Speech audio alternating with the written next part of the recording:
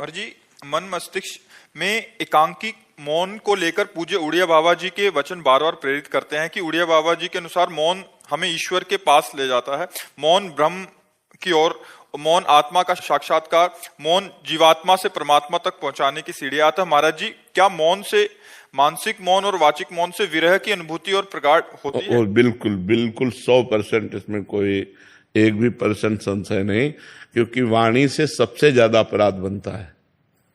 हंसी मजाक, झूठ बोलना, कई तरह की ऐसी बातें होती हैं जो हमारे वाणी से अपराध बन जाते हैं, और वाणी का बहुत बड़ा प्रभाव पड़ता है। अब जैसे हम वाणी से मौन हैं तो वो धीरे धीरे मन पर भी प्रभाव पड़ने लगता है। आप देखो, कुछ दिन मौन, जैसे आप बोलने की जैसे तो एक उदासी छा जाएगी। अब बोल सकते नहीं तो फिर एकांत का मन करेगा कि हम किसी से मिले ना, किसी से जुले ना। पर जैसे जिसका व्यापार है या नौकरी है या अन्य साधनों में रत है और साधनरत है, तो मतलब विचार मौन रहना चाहिए। विचार मौन ज्यादा उत्तम है। विचार मौन का मतलब है, जैसे आप हमसे कोई बात पूछ रहे हैं, अब हम बार बार अब पूरी मनोशक्ति लग रही हो, आप समझ नहीं पा रहे, हम समझाना चाह रहे, तो हमारे अंदर चिड़चिड़ापन आ जाएगा। अगर अत्यंत आवश्यक है तो हम बोल देते हैं, और अत्यंत आवश्यक नहीं है तो हम उत्तर नहीं देते। इसे विचार मौन कहते हैं। जो बोलेंगे सत्य बोलेंगे, मृदु बोलेंगे, हितकर बोलेंगे, नहीं तो मौन रहेंगे। साधक जो गृहस्थी में है उसे जड़ मौन ना लेकर विचार मौन उत्तम रहेगा, क्योंकि परिवार है, गृह कार्य है। अच्छा, संत वेश में क्या है कि अब हम आज से नहीं बोलना चाहते, तुम्हारे ऊपर किसी का अधिकार नहीं, आप हमें नहीं बुलवा सकते। लेकिन गृहस्थी में बहुत सी ऐसी बातें हैं जिनमें आपको बोलना ही पड़ेगा, तो उसमें विचार मौन ज्यादा उत्तम है, जड़ मौन ठीक नहीं है। तो विचार मौन के द्वारा भी वही गति प्राप्त की जा सकती है।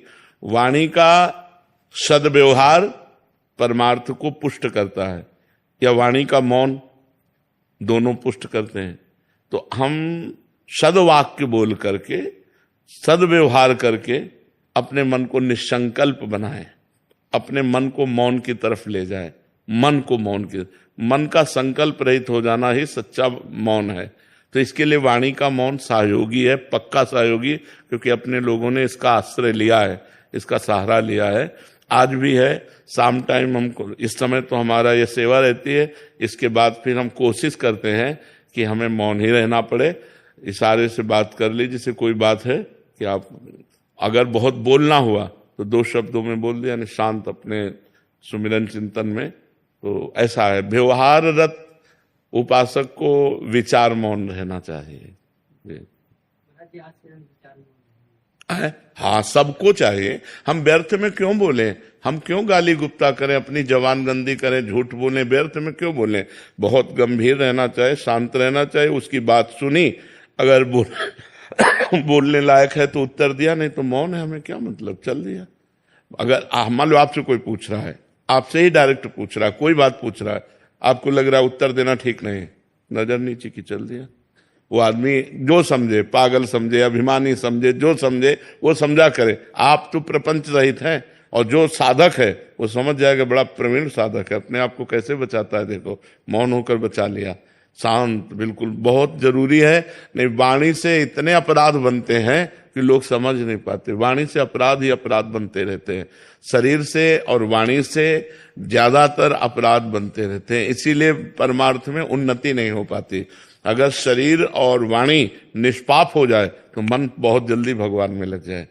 इसीलिए देखो, संतों को देखो, बड़ा पवित्र स्नान, कपड़ा लत्ता सब पवित्रता से रहना, कि हमारा शरीर निष्पाप हो जाए, हमारी वाणी निष्पाप हो जाए, तो मन भगवान में लग जाए। मन का तन और वाणी से बड़ा संयोग है। हम जहां बोलते हैं मन हमारा वहीं जाता है, हम शरीर से जो क्रियाएं करते हैं मन उसी में जाता है, जो संबंध रखते हैं। अगर हमारा देखो, तभी 3 की शरणागत कही गई, तन वांग मनो भी, शरीर मन और वाणी, वांग तनु वांग मनो भी, 3 का बहुत बड़ा योग है साधना में। तो हम शरीर को पवित्र रखें, वाणी को कम बोलने का अभ्यास रखें, दूसरे को ज्यादा बोलने दें, अपने बहुत सोच समझ के उत्तर दें और भगवान का नाम स्मरण करें।